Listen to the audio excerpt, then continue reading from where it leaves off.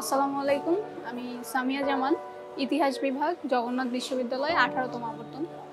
তো সকলেরই একটা স্বপ্ন থাকে যে ভালো একটা বিশ্ববিদ্যালয়ে পড়াশোনা করার। ইন্টারমিডিয়েটের পর থেকে তো আমার মধ্যে সেই ইচ্ছে ছিল। কলেজের যে সিনিয়র ভাইয়ারা আসতো, তারা আমাদের অনুপ্রেরণা দিত যে তোমরা এইভাবে পড়াশোনা করো, আমরাও করতেছি। তো ওই জায়গা থেকে স্বপ্নটা দেখা। আর গ্রামে তো গ্রামের সরকারি কলেজগুলোতে পড়াশোনা করেছি। ওইখানে মেয়েদের সংখ্যা খুবই কম যারা পাবলিক ইউনিভার্সিটিতে পড়াশোনা করতেছে। তো ওইখান থেকে চেষ্টা করেছি যাতে আলাদা কিছু করতে পারি, বা বাবা মায়ের যে স্বপ্ন থাকে যে সকলেরই, কিন্তু এটা আসলে অনেক বেশি কঠিন হয়ে যায় গ্রামের মেয়েদের জন্য পড়াশোনার উচ্চ শিক্ষার ক্ষেত্রে। তো তখন থেকে নিজের মধ্যেই ছিল যে ভালো একটা ভার্সিটিতে পড়বো। তারপর প্রিপারেশন শুরু করেছিলাম। মধ্যবিত্ত পরিবারে আর কি যেটা হয় যে আমাদের সবকিছু একটা রুটিন মেনটেন করে চলতে হয়। তো সেই জায়গা থেকে আমি সবসময় চাইতাম যে আমার বাবার যাতে আমার জন্য কোনো ফিনান্সিয়াল প্রেশার ফিল না হয়। তো সেই জায়গা থেকে টিউশন করাতাম। এরপরে নিজের পড়াশোনার খরচ নিজে চালানোর চেষ্টা করতাম। এরপরে ইন্টারের পর থেকে ঢাকায় আসি অ্যাডমিশনের জন্য। তো অ্যাডমিশনে প্রিপারেশন নিচ্ছিলাম। নেওয়ার পরে জগন্নাথ বিশ্ববিদ্যালয়ে আসে। তো এখান থেকে যাত্রা শুরু। তো এখানে এসে আবার আলাদা একটা ক্রাইসিস। জগন্নাথে তো হল নেই, মেয়েদের থাকা খাওয়া অনেক সমস্যা হয়ে যায়। তো এই ক্ষেত্রে টিউশন করানোর চেষ্টা করেছি, টিউশন করেছি এবং বাড়ি থেকে হেল্প পেতাম।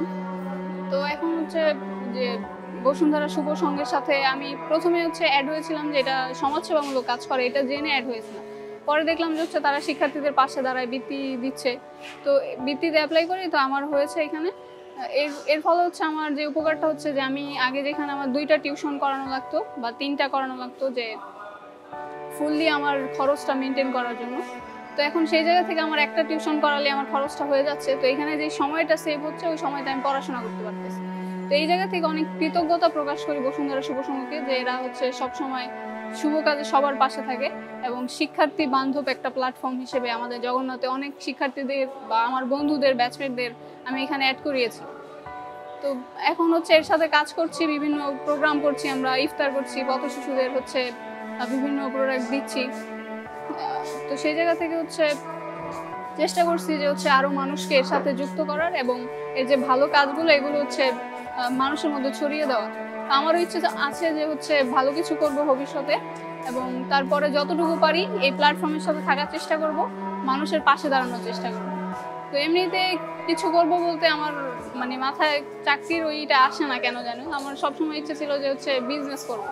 তো ওই জায়গা থেকে যাতে আমি আরো মানুষের কর্মসংস্থানের ব্যবস্থা করতে পারি, তো এই ইচ্ছাটাই ব্যক্ত করি। আর সকলের পাশে যেভাবে বসুন্ধরা শুভ সংঘ দাঁড়িয়েছে, বিশেষ করে জগন্নাথের শিক্ষার্থীদের যেই ক্রাইসিসের মধ্য দিয়ে যেতে হয় হল না থাকাতে, তো সেই জায়গা থেকে আমরা মনে করি যে আমরা সবার থেকে বেশি উপকৃত হচ্ছি এবং বসুন্ধরা শুভ সংঘের প্রতি কৃতজ্ঞতা প্রকাশ করছি, যাতে তারা তাদের এই কার্যক্রমটা চালিয়ে যেতে পারে। স্ট্রাগল টাইম ছিল ইন্টারের সময়টা। ওই সময় থেকেই পড়াশোনা শুরু করেছিলাম। তো আমার অধ্যাবসায়, প্রত্যয়, ইচ্ছা সবকিছুর কম্বিনেশনেই শেষ পর্যন্ত এই জায়গায় আসতে পেরেছি। তো আমাদের এলাকায় দেখা যায় যে হাতে গোনা 2-1 মেয়ে আছে এরকম পড়াশোনা করতেছে।